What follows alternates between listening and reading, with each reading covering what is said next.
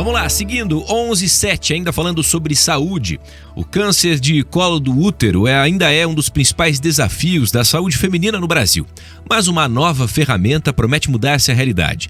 Nós estamos falando do teste de DNA HPV. É um exame mais moderno, preciso e eficiente que vem substituindo o tradicional Papa Nicolau e representa um marco na oncologia preventiva.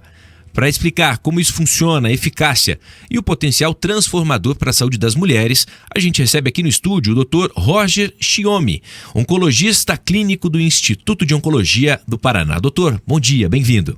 Bom dia, João. Bom dia, ouvintes. É um prazer estar aqui. Vamos lá. O que é esse teste de DNA HPV, doutor? E por que ele é considerado mais eficaz do que o Papa Nicolau?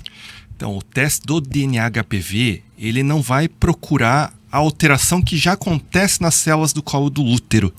Então, ele vai procurar pelo material genético do principal causador do câncer de colo de útero, que é o vírus HPV. Então, esse é um teste realmente que inovador, já é instituído nos países do exterior mais desenvolvidos e que vem a substituir o Papa Nicolau em breve, inclusive no sistema público de saúde. Por quê?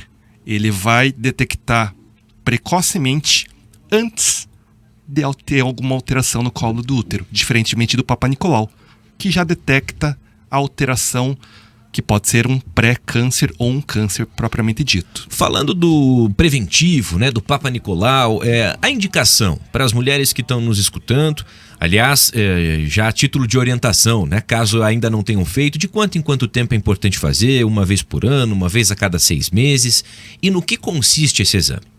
O Papa Nicolau, que é um método ainda vigente, é um método que basicamente vai coletar células do colo de útero e vai ver no microscópio. E daí vai o médico que avalia isso, ver se tem alterações que são compatíveis com alterações relacionadas ao HPV, alterações relacionadas a pré-câncer ou câncer. E ele é recomendado a fazer, se o exame vier normal, a cada 3 anos. Muitas fazem a cada 1 ano, mas a recomendação é pelo menos a cada 3 anos. Mas ele detecta já alterações instaladas. Perfeito. E doutor, existe... é um exame um tanto invasivo, muitas mulheres não se sentem muito à vontade, há uma grande discussão sobre isso. E falando sobre esse teste de DNA, muda tudo de figura, muda o cenário, né, doutor? Para que a mulher, sobre algum aspecto, se sinta mais confortável por se tratar desse teste de DNA. Isso. Esse teste, assim, o conforto primeiro reside no fato que o intervalo pode ser maior, já que ele funciona como se fosse, entre aspas, uma bola de cristal, né, para ver o futuro, ou seja, o que vai acontecer daqui a um tempo, daqui a alguns anos.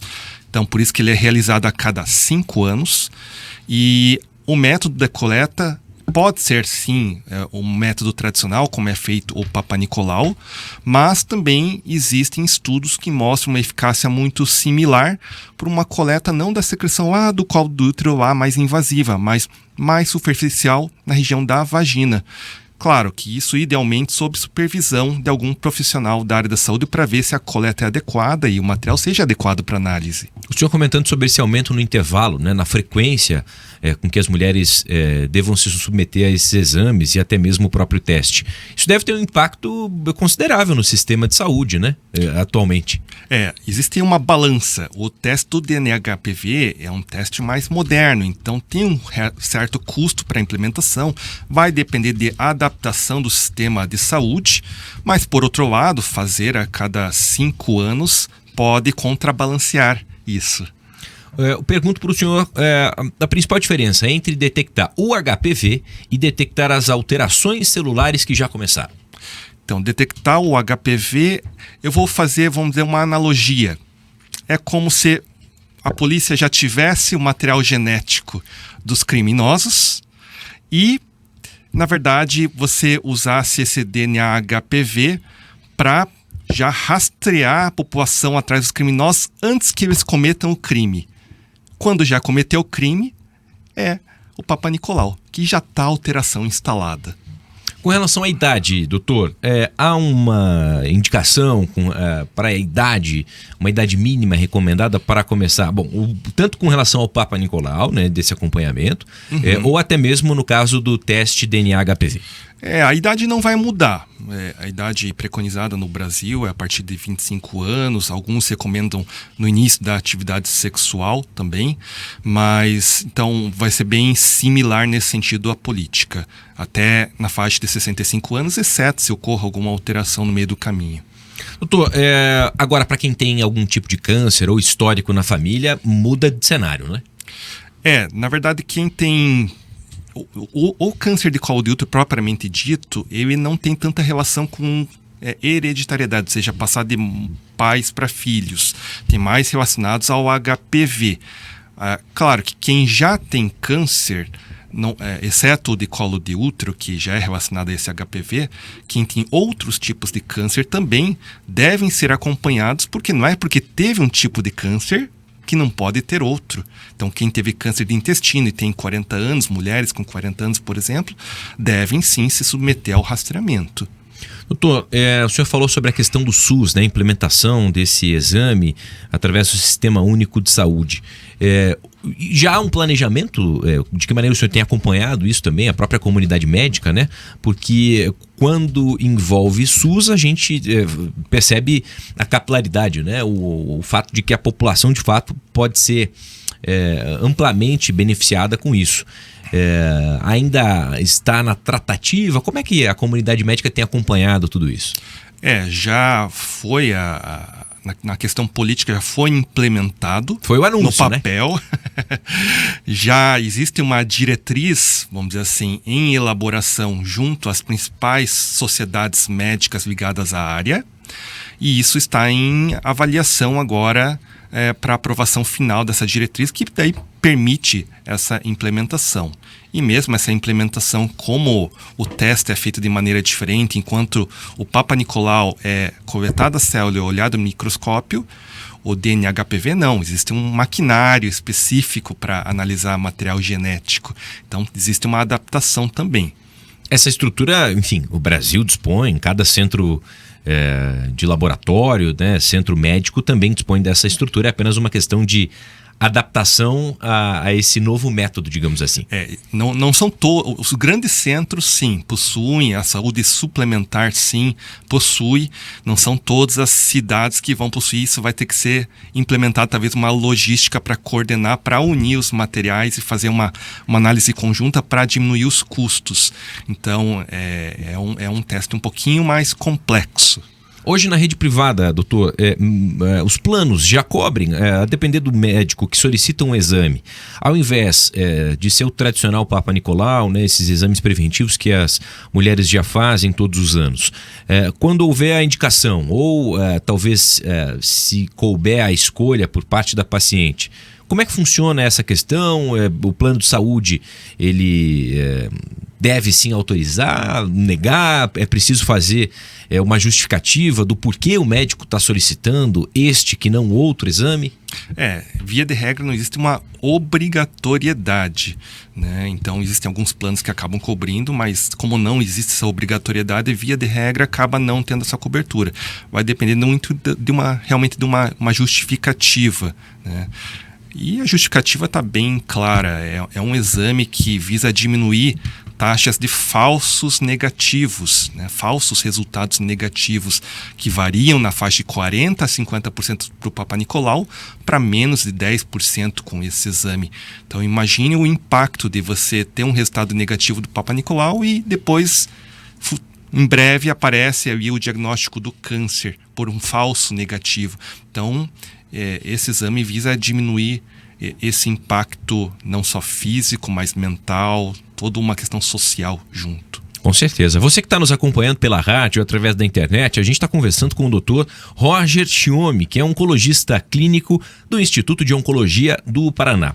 Doutor, antecedendo um pouco desse nosso debate e discussão, tem a vacina do HPV, né? E a indicação para as meninas, ainda jovens, né, adolescentes ou de repente até crianças, a vacina, antes de mais nada, sim, é recomendado e é preciso tomar. Com certeza, e não só para meninas, agora meninos meninas também, e né? meninos de 9 a 14 anos, quase 15 anos, né? Isso é disponível pela rede pública, mas também existe também na rede suplementar a vacina que cobre mais do que 4 vírus, chega a 9 vírus, subtipos de vírus cobertos, e chama de nonavalente. Então essa pode ser tomada até os 45 anos. Tem algumas populações especiais que também, pessoas com baixa imunidade, que podem tomar pelo SUS também, mas via de regra é para adolescentes no SUS e para a população geral até os 45 anos na rede privada. Existe diferença, doutor, da vacina que é ofertada para os mais novos pela rede pública e da vacina também que está disponível para o público na rede particular? Da rede particular tem uma cobertura adicional de 5 subtipos de vírus. Então, existe uma cobertura de mais de 90%, quando é na chamada nonavalente. Apesar que na rede pública a quadrivalente, que é disponível, que cobre 4 subtipos de vírus, ela cobre os principais subtipos causadores de câncer e de alterações como verrugas pelo HPV.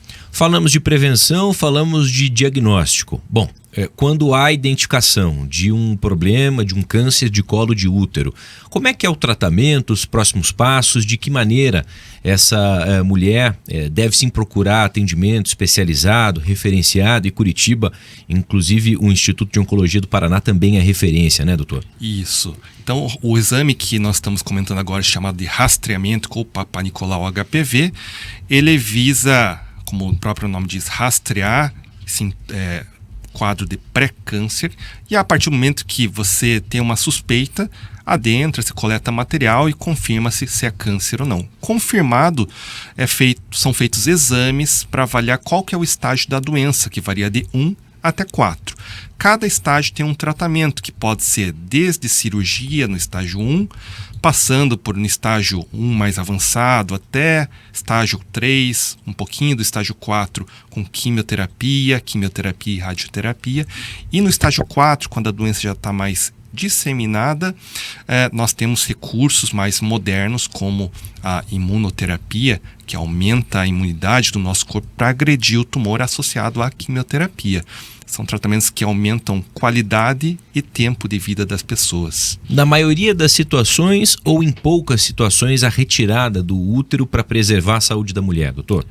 Então, geralmente, o que nós vemos em estatísticas é que o câncer de colo de útero é mais prevalente na população que está no SUS. Então, geralmente essas pessoas acabam, mesmo com rastreamento, que também acaba não sendo universal, infelizmente, diagnosticando em estágios mais avançados, estágio 2 e 3. Então a quimioterapia e radioterapia costuma ser o mais indicado, sem a retirada do útero, que não mostrou benefício. Geralmente a cirurgia com a retirada do útero, ela é mais indicada em estágios mais iniciais, estágio 1, por exemplo. Bom, essa pergunta que eu faria, próxima com relação a perfil, o senhor comenta um pouco disso, né? Já comentou um pouco disso nessa última resposta, mas com o passar dos últimos anos, a sua experiência clínica e também cirúrgica, enfim, tem-se observado um aumento no número de casos, de diagnósticos, muito decorrente em função do aumento do número de acompanhamentos, ou as pessoas, infelizmente as mulheres, acabam negligenciando estes cuidados? Como é que é a realidade que o senhor tem observado? O que nós temos observado é que com a vacinação do HPV, gradativamente esse número tende realmente a diminuir cada vez mais. O plano, vamos dizer assim, com a vacinação, com os métodos de rastreamento, é erradicar esse tipo de câncer, né? Então, claro que isso vai depender muito de uma aderência, de uma vacinação em massa, uma orientação, uma conscientização. Tá? Câncer, de uma forma geral, tirando o de colo de útero, tem ainda aumentado. Muito pelos hábitos modernos. Doutor, comparando, né, com outras realidades, Brasil afora, esse teste de DNA HPV que a gente está falando, né, em substituição aí ao Papa Nicolau, isso já é realidade nos Estados Unidos, na Europa? A gente agora está começando a copiar alguns exemplos, bons exemplos, ou estamos saindo na frente? Isso já é realidade nos Estados Unidos, já faz parte da diretriz oficial de acompanhamento, de rastreamento dos Estados Unidos. E na Europa também, inclusive, eu tenho algumas seguidoras do meu Instagram que falam que já na Holanda isso é rotina. Assim, muitas pessoas no Brasil ainda estão com certo preconceito, ou alguns bloqueios, mas elas já falam que lá é rotina e isso melhorou muito a saúde das mulheres. Doutor, somos dois homens aqui conversando sobre algo que é a saúde das mulheres. Há alguma perspectiva de que esse teste de DNA por os homens também venha a substituir um exame que não é o dos mais preferidos por parte de muitos homens? Em homens... Não tem nada a ver uma coisa com a outra, eu sei. Sim. Né? O organismo é completamente diferente, mas há algo indicativo? Não é que não tem nada a ver, porque o homem também pode ser acometido por câncer relacionado ao HPV, né? Tanto de garganta como de região genital. Mas como o número desses casos é tão pequeno comparado com o de câncer de colo de útero, os estudos de rastreamento, como eles são de população, eles acabam não sendo realizados rotineiramente. Mas esse é um teste que pode avaliar numa secreção, numa alteração, o DNA da HPV, mas não para fins de rastreamento propriamente dito. A gente está conversando com o Dr. Roger Chiome, que é oncologista clínico do Instituto de Oncologia do Paraná. Doutor, a mensagem que o senhor deixa para quem nos acompanhou durante esse bate-papo, essa conversa, com relação a essa novidade, que é o teste de DNA HPV, e para que a mulherada, se não está cuidando, continue cuidando da saúde, intensifique as idas aos profissionais para que de fato tenham uma assistência adequada ao longo do ano, né, e com o passar do tempo. A nossa recomendação, orientação é que sim, continue esse acompanhamento, não fique fechada para novidades, procure ler sobre esse assunto, porque eu vi que muitas mulheres têm ainda um bloqueio, acham que o Papa Nicolau ainda deve ser o padrão, mas não, deem uma lida realmente, porque é uma novidade que vem a agregar para a saúde feminina. E prevenção com a vacinação, porque o que nós queremos realmente erradicar, acabar com o câncer de colo de útero, para que as pessoas realmente tenham mais momentos de vida especiais com as pessoas que elas amam. Doutor, para quem ficou interessado em acompanhar mais detalhes, buscar um conteúdo, né, uma discussão, um debate mais a fundo, há algum canal disponível? Até mesmo abro espaço aqui para que o senhor possa convidar as pessoas a seguir o senhor em outras plataformas. Claro. O meu Instagram é o @roger.oncologista. Lá também pode tirar dúvidas sobre o assunto que estamos discutindo. Tá? E tem o meu site, que é o www.rogerchiome.com.br. Tá aí, Dr. Roger Chiome, oncologista clínico do Instituto de Oncologia do Paraná, batendo um papo conosco sobre essa novidade. Agora tem o teste de DNA HPV em substituição aí ao tradicional Papa Nicolau. É um marco na oncologia preventiva, um grande avanço, principalmente no que diz respeito à saúde das mulheres. Doutor, obrigado, sempre à disposição aqui para podermos conversar sobre um assunto que mexe com a qualidade de vida da nossa população. Eu que agradeço, John, foi um prazer. Um abraço a todos. Valeu, doutor. Agora 11h26.